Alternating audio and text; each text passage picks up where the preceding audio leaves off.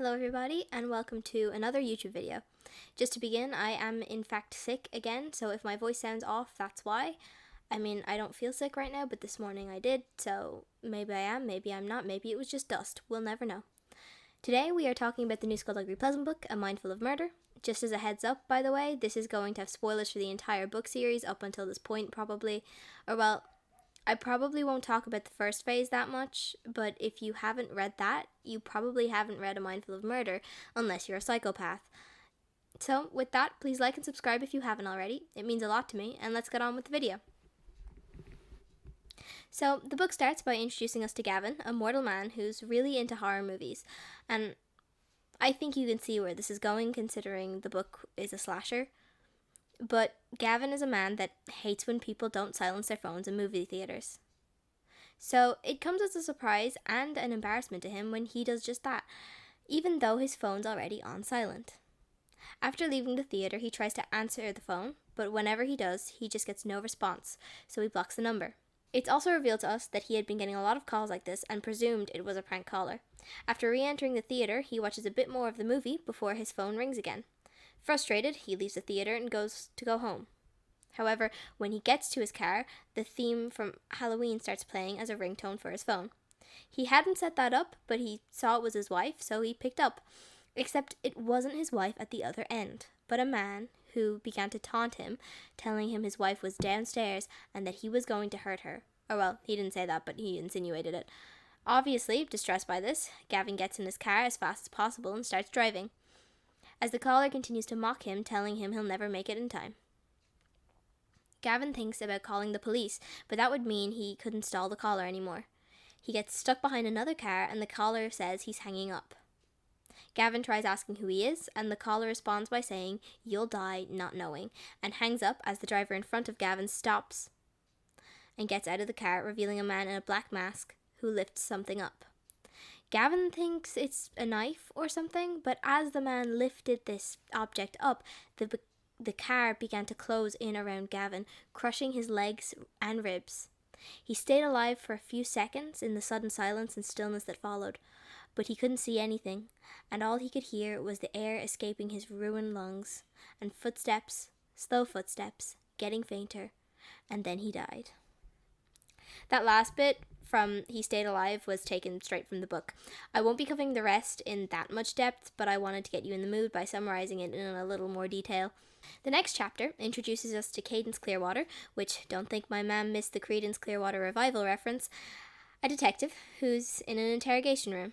She's not being interrogated, although she feels like it, but simply questioned about her and her partner, Avant-Garde, getting attacked. The questioning is being done by our main characters, Skulduggery and Valkyrie, who thank her and kindly tell her she's off the case, even though she doesn't want to be. Which, pretty much every crime scene that happens after this, she shows up at, so I'm probably not going to mention that, but I'm just saying it now. It's also revealed to us that Avant-Garde is hospitalized and is currently unconscious. Also, I forgot about Sarah Boyle. She's not in the SPEEDPAINT, unless I updated it before I upload this video, but as of now, she's not. In my defense, she was dead when she was brought up, so leave me alone.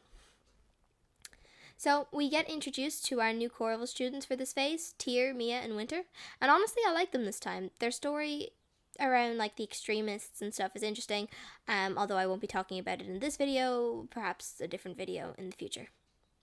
Then we're introduced to Quidling, who I can't say his name properly because it's the weirdest name ever.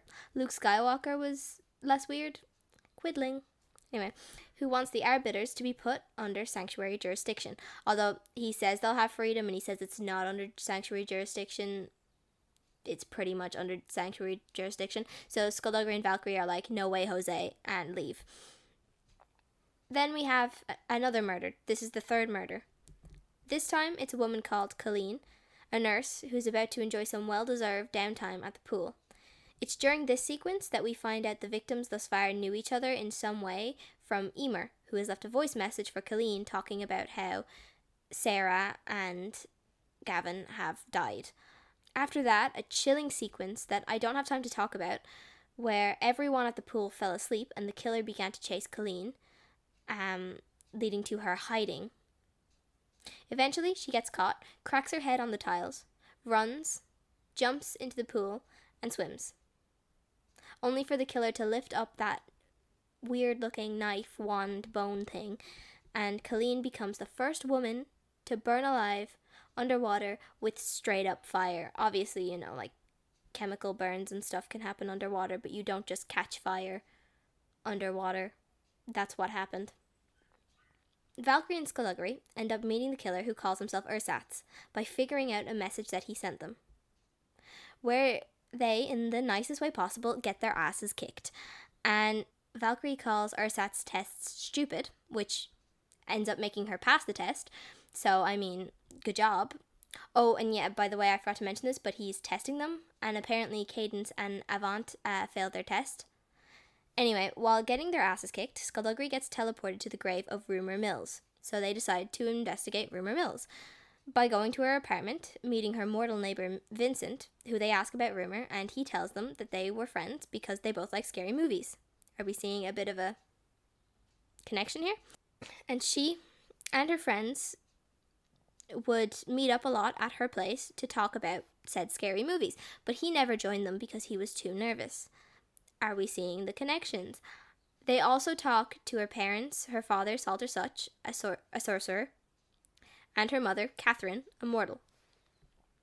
Valkyrie also talks to Rumour's best friend, Simone, who's immortal but knows a lot about magic. And lastly, they talk to her ex-boyfriend, Handsome Whitlock. Yes, he named himself Handsome. I don't want to talk about it. And I also don't want to talk about the fact that I actually kind of liked him.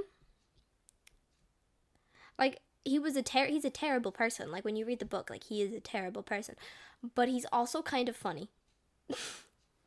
Anyway, they find out that Elysian, a sensitive who was apparently supposed to help Rumour but made her worse, and when they ask Ghastly to let them speak to him, he says he can't let them. So they break into his house to lure him out because he has like an art collection of like works that were stolen and then he bought. So they go in there and set off his alarm to lure him out. So it works until Ersatz shows up and kills him, along with almost killing Valkyrie, but they get the wand off him, so that's good. Then, while Valkyrie is healing, Quidling comes in and tells her Ersatz has put his name in the box he's holding, and if she agrees to his collaboration thingy, the box will open and she can see who he is. She thinks about it a bit before saying, "No way, Jose," and that's that. Also, she does tell him that he could have brought a bomb into the sanctuary, and he kind of freaks out a bit. I mean, you really should have thought of that before bringing it into the sanctuary in the first place, hon, but anyway. After experimenting on the bone Ersatz had, they figure out how it works. In short, mages that use it, no matter their discipline, can pretty much do anything with it, and the longer they have it, the stronger it gets. So, you know, yay that they managed to take it off him. Anyway, so now they have the thing that was making the killer all powerful, except, whoops, it gets stolen. As it, you know, you do. And by the time they find the guy that stole it, it turns out he was just being threatened to steal it. And he had already dropped it off in a place for Ersatz to pick up. So now Ersatz has the wand again, which he uses to kidnap Handsome. But Skulduggery and Valkyrie don't use their office, and the letter saying that he had done that was in their office.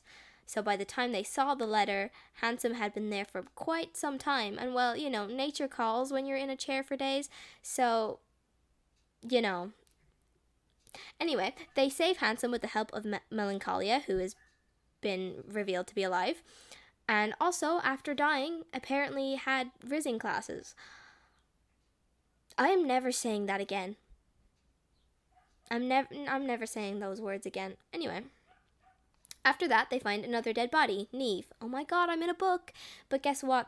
There's no like chase sequence or like killing sequence for Neve. She's just dead already, which makes me really sad because that's my name and I really wish I could have known. Anyway, and also they find the location of the last two members of the friend group, Emer and Sean. It's revealed that Emer is actually a sorcerer, so she remembers the world ending and how they killed Rumour brutally in that version of the world. So that might be our killer's motive. Sean freaks out and goes to leave, only to be killed by Ersatz. Then a chase ensues, and Skulduggery gets stabbed with thorns and stuff. Valkyrie gets stuck in them, but uses the magic she absorbed from the Scepter of the Ancients to get out, meaning Skulduggery has to snap her out of that, but ultimately Ersatz gets to Emer first, and she dies in probably the most gory way out of all of them. He basically cut her like insides into cubes, but not her outside, so she kind of just sags. Yeah, Valkyrie threw up, but anyway. Ghastly obviously berates them over not requesting backup because now 2 of the people that they were trying to keep safe are dead. But they're already mad at him for Elysian, so they're pretty narky about it. So, now the entire friend group is dead, but anyway. Then they talk to Elysian's Echo Stone and threaten him to give them information, which we then find out Ghastly's been involved in some sketchy experiments, and we also find out what happened to Rumour, being that she came to have her true name found so she couldn't forget about her friends murdering her in that version of the world that got deleted, but something went wrong. The Echo Stone doesn't know what, though, because Elysian didn't tell him, because Echo Stone Elysian would have made fun of real Elysian if he had told him. Anyway. Then they're given more codes from ersatz to figure out, and to be honest, it's too much for me to explain. So basically, they figure out where he is in this like old butcher house that's been shut down. When they go there, Valkyrie is given one last test where she has to choose to save Melitza, her girlfriend, Simone, Rumour's friend, or Winter, her sister. And the other 2 will get crushed in a spiked Iron Maiden. They're also standing in coffins, just so you have that image in your head. She tries to guess who ersatz is, because if she did, she wouldn't have to choose. However, she gets it wrong, and at this stage, I had figured out who it was, just because, I hadn't figured out until she had, put out, the 3 people she thought it could be. And then I was like, oh, it's definitely that person, so when she didn't guess that person, I was a bit annoyed, but, I suppose it makes sense for her not to choose that person. But it did not make sense for her to guess that Handsome was the killer, but anyway. That guy's too dumb, unless I suppose he could be playing dumb, but whatever. Then Ursath's identity is finally revealed. Salter Such, Rumour's father, who tells them everything. Rumour went to seal her true name with her father's help. Well, she went to Elysian first, but not trusting him to know her true name for obvious reasons, she went to get her father to help instead. But when he found out her true name, he didn't know how to pronounce it, and while he was trying to pronounce it, she figured it out first and went mad. Salter then killed her in self-defense. Skulduggery reveals that he knew that Salter was the killer. He wasn't allowed to tell Valkyrie, by the way. He didn't just know it and was like, I'm not telling you. And brings out his wife Catherine. But that doesn't help the situation, so he tells Valkyrie to save her sister. She does, and Skulduggery holds up Melitza's Iron Maiden, while Cleavers, Tanith, and Cadence break in, and Cadence holds up Simone's until they get them out to safety.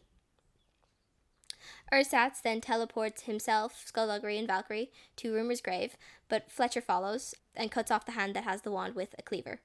I think it was a cleaver. Not a cleaver as in the cleavers, as in a cleaver as in the weapon. Effectively traumatizing himself because he's just a school teacher, but, anyway. So, Salter is arrested and all is well, except it's not, because Skulduggery reveals that for the backup, he agreed to Quidling's plan. And also, Salter wasn't the mastermind of it all. Turns out, Salter wasn't Rumour's biological father. That was figured out because when they were in the house, there was 2 cards that had no effort put into them, and then the rest did.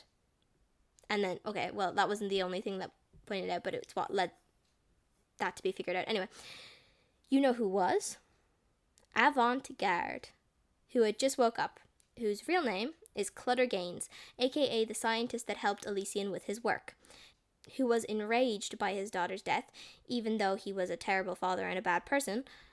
By the way, this is off topic, but Skulduggery figured out, that Avant-Garde was Clutter because his fashion sense was bad, and Skulduggery knew the guy that he said he was trained under, and that guy was apparently big on fashion, and he closed up an Italian suit, and you do not close up an Italian suit. Anyway, that's not all though. Cadaver Kane was also part of it. And when they went to give out to him again, because he's already locked up, what are they gonna do? He told them that the apocalypse was coming and they need to let him out. And they were like, no way, Jose, and left. And when I heard the apocalypse was happening again, I was like, really? Again? Oh, also, Skulduggery got 2 kittens and it's really cute. Anyway, so what I thought. I loved it. Going back to the series' roots, but making it more mature, was definitely the move. It's a massive improvement of Phase 2 and definitely very close to being on par with Phase 1. And honestly, I'm not sure, but there might be the fact that there's like nostalgia with phase 1 that makes me like it more. But from what I see with other people's opinions on it, I think it's just phase 1 is still better. But like if phase 2 had been the level that this book was, then I really would have put it pretty much on par with phase 1. Like, not as good because, you can't beat phase 1. But, I would have. There were times when you couldn't follow along with what Skulduggery was saying when he was deducing codes and such, but I think that was kind of the point of it, and it didn't take me out of the experience, so that was good. I kind of just felt like Valkyrie standing there being like, yep, I know the lyrics to a few songs. I think making it so that Skulduggery and Valkyrie can't fully trust Ghastly is interesting, but like in a good way. Like, Ghastly being the Grand Mage definitely could make them too comfy, so I'm glad it doesn't, because there are times that he has to put his duty over them. My one actual complaint is the apocalypse. Because, listen, I know phase 3's ending has to be big, because I'm assuming this is where like the series will end, bar maybe a few prequels or something. But not another apocalypse. Come on. There's been 3 already. And one was in a different universe, yeah, but it still happened. And we don't need another. Other than that, though, this book is a solid like 4.5 out of 5 stars for me. Anyways, thank you for watching. If you made it this far, bless your attention span. And if you enjoyed, please like and subscribe, and I'll see you in the next one. Bye-bye. Irish word of the week is cratlock, which means skeleton.